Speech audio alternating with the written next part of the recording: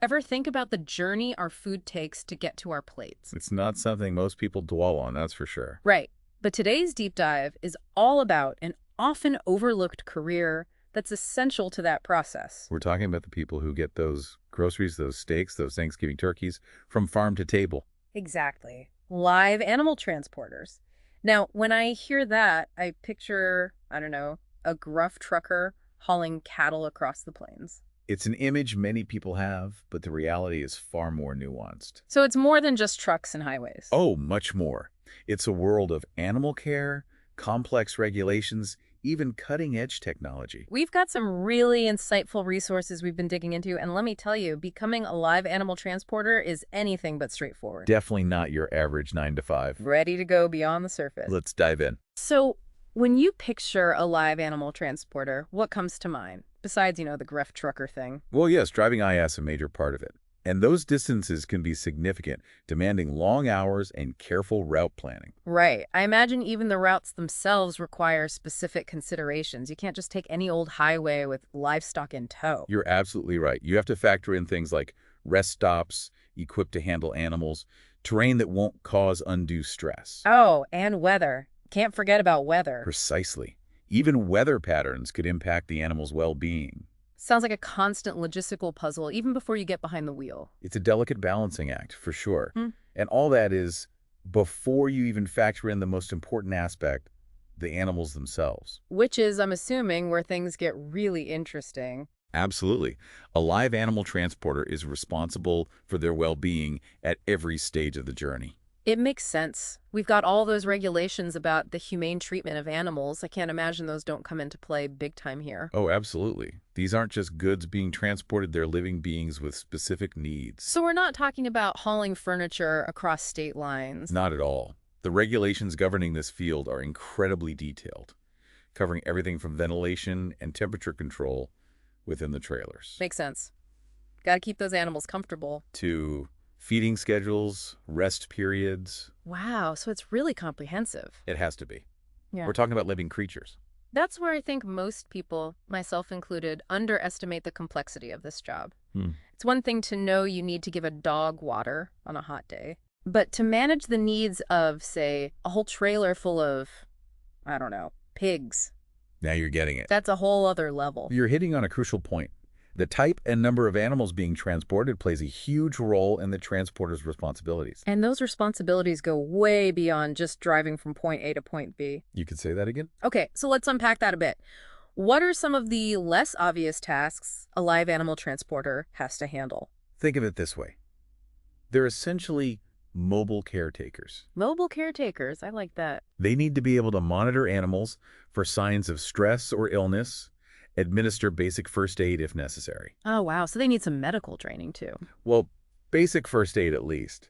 And they even have to make judgment calls on the fly in emergency situations. It's a lot of pressure. You'd have to be incredibly observant, resourceful. Quick thinking. That's key. To handle those kinds of situations, absolutely. Exactly. It's a career that requires a high level of empathy, quick thinking, and a deep understanding of animal behavior. It makes you realize how crucial experience and training are in this field. You'd want someone who's not just a good driver, but also a skilled animal handler. And as if that wasn't enough, There's more. remember those regulations we talked about? Those are constantly evolving, often varying from state to state or even internationally. So not only do you need to be a skilled driver as ND, a caregiver, Right. but you also have to stay updated on a whole bunch of legal requirements. That's intense. It certainly adds a layer of complexity. Hmm. But that's why this career can be so rewarding. It's challenging, demanding. And requires a unique combination of skills. Exactly. It's not for everyone, that's for sure. Well, it's clear there's MUCH more to this job than meets the eye. So we've got the driving, the animal care, the regulations. It's a lot to juggle. It really is. But what about the actual day-to-day experience? Is it all long hauls and rest stops? Well, that's the thing. It depends. The work can vary greatly depending on the type of transport company you work for and the species you specialize in. That makes sense. Hauling show dogs across the country for a competition probably looks different from transporting livestock to a farm. You got it. And that's what makes this career so fascinating. It's got that variety. It's incredibly diverse, with opportunities to specialize in specific areas that align with your interests and skills. So you could really find your niche within this world. Absolutely. And with the Yeah. growing demand, well, let's just say there's no shortage of opportunities for those with the right combination of skills and dedication. Okay, so we've established that being a live animal transporter is no walk in the park. Definitely not. It's demanding, challenging, and comes with a whole lot of responsibility. A lot. But let's be honest, those are often the hallmarks of a truly rewarding career. And it's a career path that's only becoming more vital as the demand for these services continues to grow. Speaking of demand, Oh, right. You mentioned some intriguing trends shaping this industry. It's not your grandpa's farm anymore, you Ron. got that right. There's a whole lot more to it than just loading up a truck and hitting the open road. There's a whole lot more to it than just loading up a truck and hitting the open road. There's a whole lot more to it than just loading up a truck and hitting the open road, you say. You better believe it. This Yeah. industry's changing faster than ever. Well, I'm all ears. What kind of changes are we talking about? It's fascinating, really.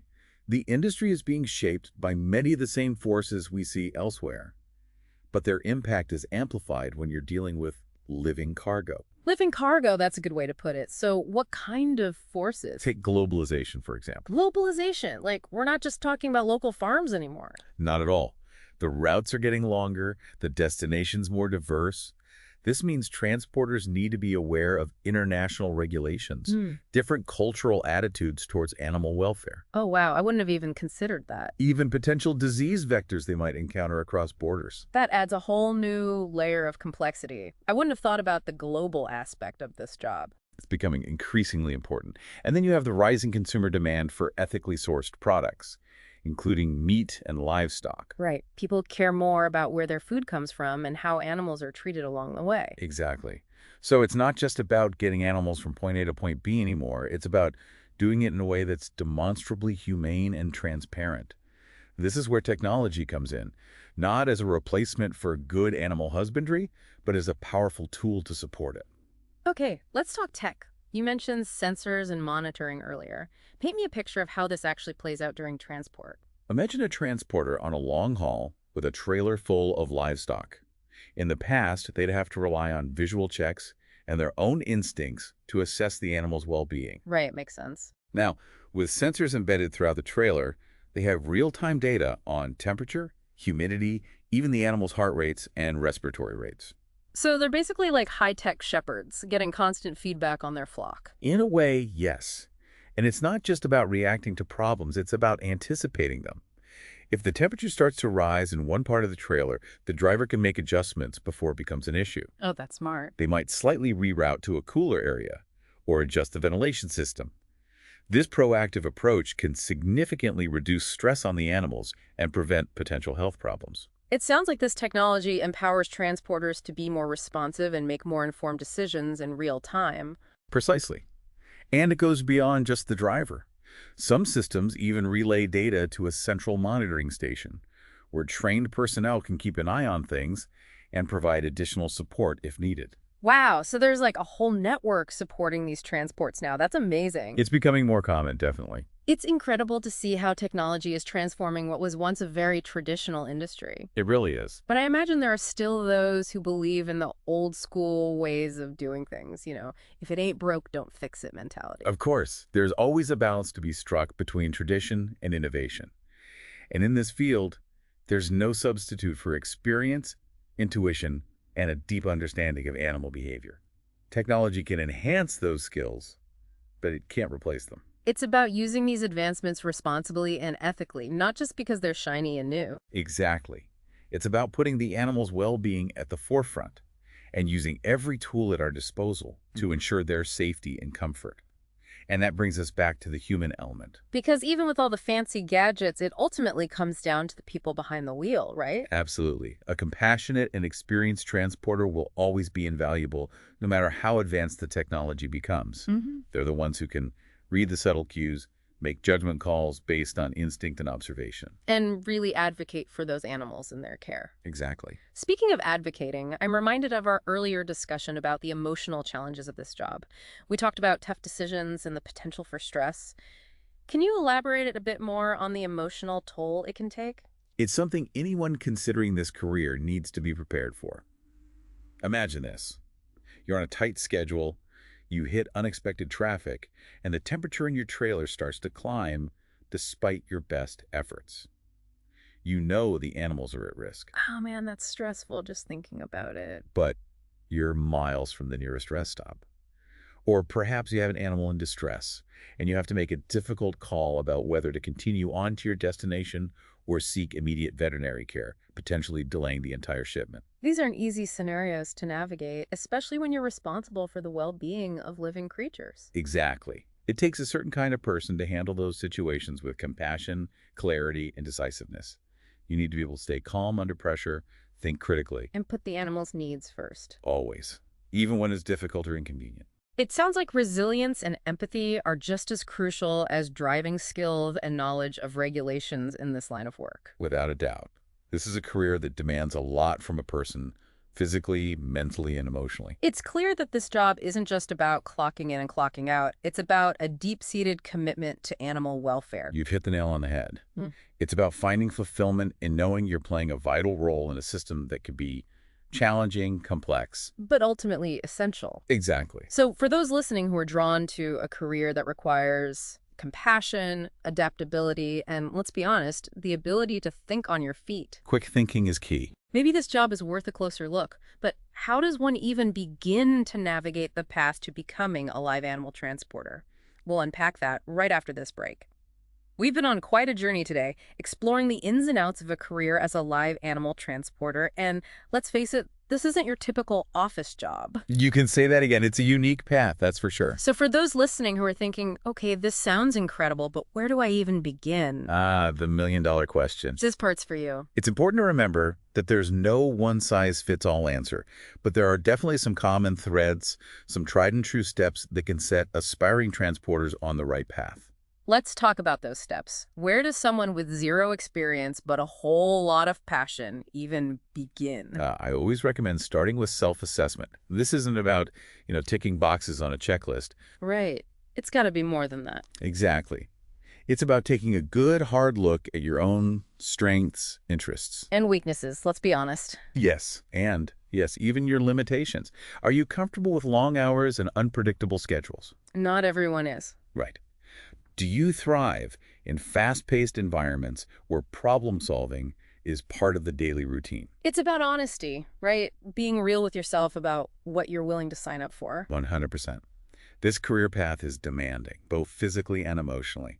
It's about having a genuine passion for animal welfare. And that goes beyond just loving animals. It does. It goes much deeper than that. Yeah. It's about advocating for their needs, even when it's tough. So you've got the passion, the drive, the stomach for a little. Unpredictability. What's next? Time to translate that passion into action. I like it. Action. And as we touched on earlier, hands-on experience is absolutely invaluable. Volunteering at animal shelters, rescue organizations, local farms. You get those boots on the ground. Exactly.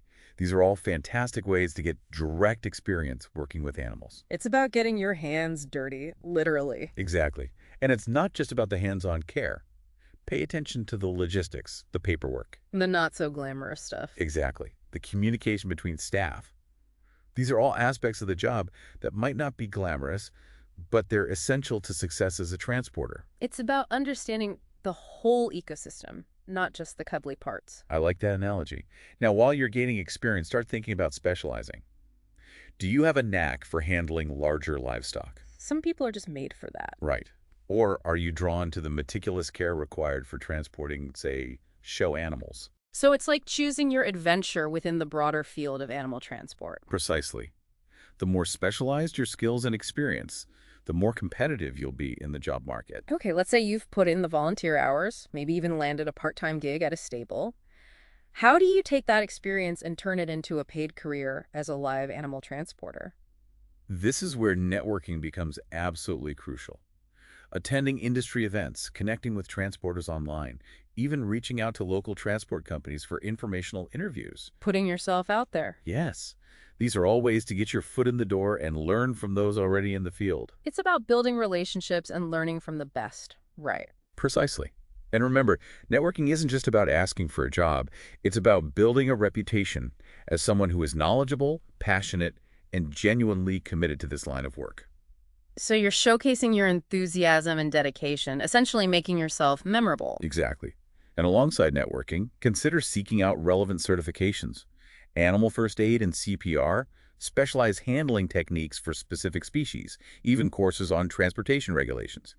Always learning. Right, these all demonstrate a commitment to professional development that employers value. It's about investing in yourself and showing that you're serious about building a career, not just hopping between gigs. Couldn't have said it better myself. Eh.